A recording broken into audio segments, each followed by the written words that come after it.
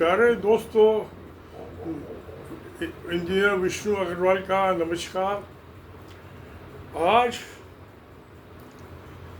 15 जून 2025 को fathers day, पिता का दिन सेलिब्रेट किया जा रहा है, मनाया जा रहा है। इसकी हिस्ट्री और सिग्निफिकेंस क्या है?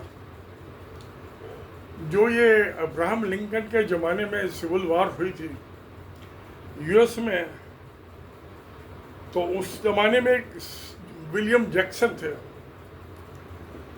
उनकी पत्नी का देहांत हो गया। उन्होंने अकेले सिंगल हैंडेडली अपने 6 बच्चों को पाला पोसा और उनको बड़ा किया। और इंस्पायर्ड बाई मदर्स डे ये फादर्स डे का सेलिब्रेशन चालू हुआ। तो ये जो था जून 2010 से 1910 से सेलिब्रेट किया जा रहा है। 115 साल हो गए। मगर उसके बहुत सालों के बाद नेशनल रिकॉग्निशन जो है फादर्स डे को, ये प्रेसिडेंट यूएस के जो थे वुडरो विल्सन और कार्विन कॉलरेज, इन्होंने भी मनाया इसको। मगर इसका जो ऑफिशियल नोटिफिकेशन हुआ जब 1972 में यूएस के प्रेसिडेंट रिचर्ड निक्सन थे, उन्होंने ये ऑर्डर साइन किया और तब से जो है ये फादर्स डे यूएस में परमानेंटली नेशनल हॉलीडे हो गया।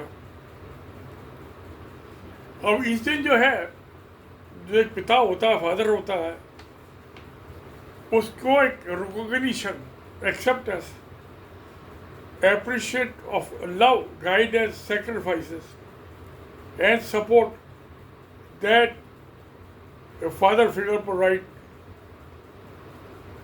तो ये father day is the day child to express gratitude for their role in shaping life of children.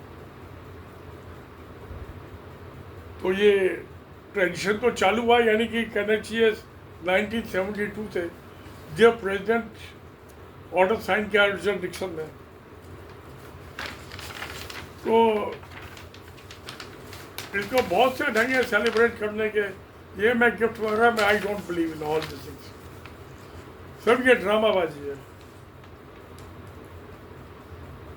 तो मगर इसमें एक और चीज़ खास बात है जिस पर मैं तवज्जो देना चाहूँगा। एक पिता होता है, ज़्यादातर फैमिली में वो ब्रेड अर्नर होता है आज भी, और सारी दुनिया में औरतें घर का कामकाज देखती हैं, बच्चों को पालती हैं, पैदा करती हैं, पालती हैं, अमूमन यही होता है।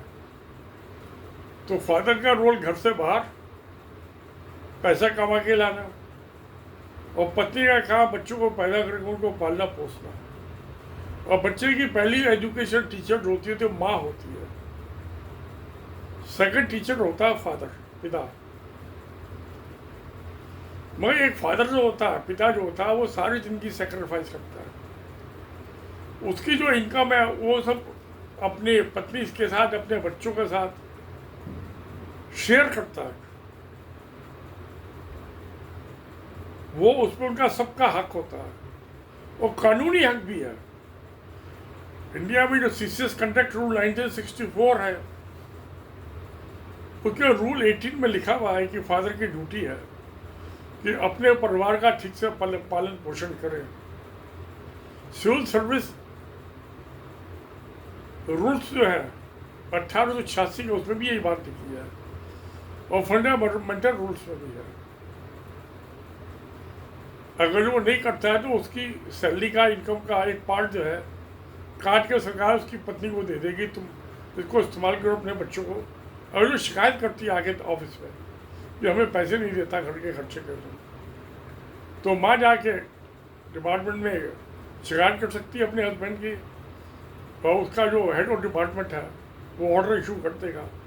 पहले तो उसको वार्निंग देगा एम्प्लॉई को वो नहीं ठीक होता है तो फिर उसके ऑर्डर करके उसकी 1/3 ऑफ द सैलरी उसकी वाइफ और उसके को दे देगा, वो बच्चों को पालन पोषण करेगा। तो ये कानून है, बड़े अच्छे कानून है। मैं एक माँ वाइफ, आजकल बहुत सी औरतें भी सेल्फ फंडिंग हो गई हैं, मगर वो अपनी इनकम जो है अपने पति के साथ अपने बच्चों के साथ शेयर नहीं करती। वो अपनी इनकम समझती है और अपने मायके वालों के, अपने माता पिता बहन भाइयों के साथ शेयर करती है, अपने पति और बच्चों के साथ ही शेयर करती है। कैसी विडम्बना है। तो डोंट ओवर डिस्क्रिमिनेशन। पिता अपनी इनकम सबके साथ शेयर करता है,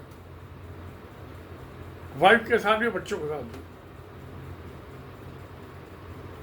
पत्नी मदर, उसकी अपनी इनकम अपने लिए है, अपने मायके वालों के लिए, माँ बाप के लिए, बहन भाई के लिए। हस्बैंड है उसके अपने बच्चों के लिए। ये मेरी अपनी देखी हुई चीज़ है, अपने घर में भी देखी है मैंने चीज़। मेरी वाइफ को तो मुझसे सीनियर पोजीशन में नेशनल आर्काइव में नौकरी मिली थी। मैंने कहा नहीं, तुम बच्चे पालो, इनको एक अच्छा इंसान बनाओ। वो मेरी बात मान ली, उसने नौकरी ज्वाइन नहीं की। वो मैंने अपने पैसे से जो इनकम थी, अब मैं अपनी पत्नी का उसी का काम तो सब कुछ खर्चा करना, मैं कुछ नहीं करता था। सिर्फ मैं मनी अर्निंग इनकम और लाके बीवी जो है पत्नी अपना घर का खर्चा चलाए, जैसे चलाए, बच्चों को पैदा करे, पाले पोसे, उनकी फीस जमा करे, सब उसका काम था, मेरा कोई लेना देना नहीं था। तो एक पिता के रोल में ये है पिक्चर। एक माँ जो, बहुत सी माएँ हैं, इनकम है, कमाती हैं, वो अपने परिवार का, वो अपने हस्बैंड का, अपने बच्चों का उसमें नहीं हिस्सा शेयर करती। वो अपने माँ बाप और उनके बच्चों का शेयर करती है, मायके वालों का। तो ये थोड़ा सा है डिफरेंस। अच्छा है तो बहुत बड़ा, मैं थोड़ा सा इसको कहता हूँ छोटा सा, तो मेरी गलती है, नासमझी है। मैं असलियत में देखा जाए दुनियादारी के हिसाब से तो बहुत बड़ा है। तो खैर, मैं तो इस पैसे ढेले को कुछ समझता नहीं। अगर ये फादर का रोल जो है, बच्चे को गोदी में बैठा के खिलाता, पढ़ाना शुरू करता है। बच्चा तो पहला तो जब माँ अपना दूध पिलाती है तब से उसको गाने गा गा के, लोरी गा गा के सुलाती है, जगाती है, वहाँ से चालू होता है। और फिर जब बड़े होते हैं थोड़े, तो हमें माँ जो है अपने मायके वालों के अच्छे बुरे वो कहानियाँ किससे सुनाती है, और अपनी ससुराल वालों के भी किससे किससे। वो तो दोनों घर का पार्ट बन गई ना। वो नहीं छिपाती अपने बच्चों से। मुझे बहुत सी चीज़ें अपने ननिहाल की पता है, और अपने बाबा की भी पता है। अपनी परदादी की तो भाई 1956 में 105 साल की एज में डेथ हुई थी। तो हम तो उनसे भी हंसी मजाक करते रहते, अपनी दादी से भी, परदादी से। हमारे बाबा, हमारी दादी हमको कहानियाँ सुना के सुनाती थी। कहानी सुनते सुनते सो जाते थे। मेरे पोते पोती भी कहानी सुनते सुनते सो जाते थे। कभी वो पूरी कहानी, और अगले दिन वही कहानी सुनाओ, तो पूरी तो सुनी नहीं, सो गए पहले। तो ये सारे संसार में होता है। मगर मैं समझता हूँ, अगर किसी के भी बच्चे अपने पिता का से जो उनको लव, गाइडेंस और सेक्रीफाइस हुए अपने बच्चों के लिए, माँ के ज़्यादा होते हैं वैसे, वो पिता के भी कुछ होते हैं, उसको रिकॉग्नाइज कर लें, यही काफ़ी है पिता के लिए। उसको क्या गिफ्ट चाहिए? कोई गिफ्ट नहीं चाहिए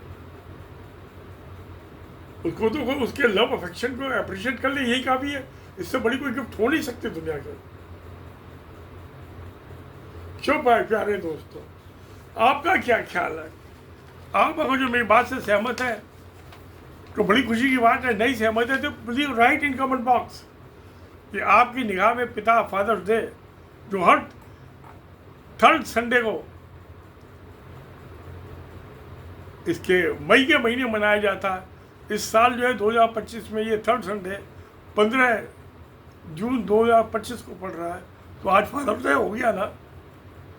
तो प्यारे दोस्तों, सेलिब्रेट कीजिए, केक खाइए, मौज मस्ती कीजिए और अपने बच्चों की भलाई के लिए सोचो कि हमने सारी ज़िंदगी इनके लिए किया है। अभी भी ये हमें अप्रिशिएट करें ना करें, हमें कुछ नहीं फर्क नहीं पड़ता, कोई फर्क नहीं पड़ता।